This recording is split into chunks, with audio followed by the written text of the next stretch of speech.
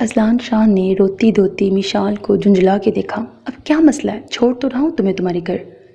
مشال نے ایک نظر اس کٹھور شخص پہ ڈالی۔ اس کی اس شخص سے نفرت میں اور اضافہ ہوا تھا، جبکہ اذلان شاہ اپنی بدلتی حالت پر خود ہی جھنجھلایا ہوا تھا۔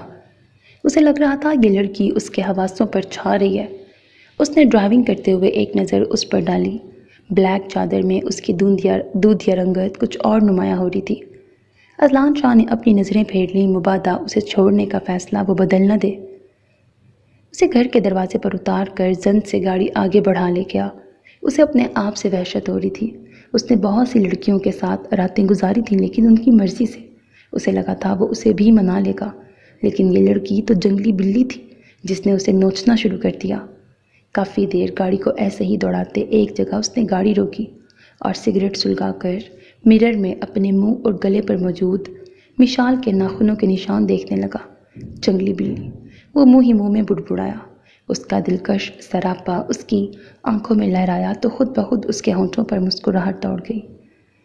سو میرے عزیز لسنرز، ہمارا آج کا ناول حویلی بیسڈ ہے، فرسودہ روایات پر بیس کرتا ہے، جاگیردارانہ نظام ہے اور پولیٹیکل بھی ہے، لائک پولیٹکس بھی ہیں اس میں۔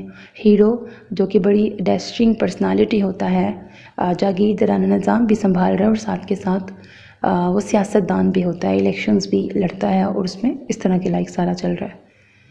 اب ہیرو بہت امیر کبیر ہے، بہت بڑی حویلی اور اس طرح بہت ساری پراپرٹی کا مالک ہے اینڈ آل دیٹ، جبکہ ہیروئن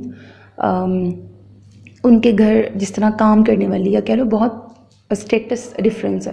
بیسیکلی ہیرو کا ایک جو خاص ملازم کہہ لو وہ ہیروئن کا سگا بھائی ہوتا ہے، اور ہیرو کا لیکن وہ ایج فیلو ہوتا ہے اس کا بھائی، تو وہ اس کا دوست بھی ہوتا ہے۔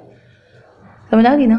تو بیسیکلی ہیرو کے خاص ملازم ہیروئن کا بھائی ہے اور وہ ہیرو کا دوست بھی ہے، اس کا ملازم جو کہ ہے۔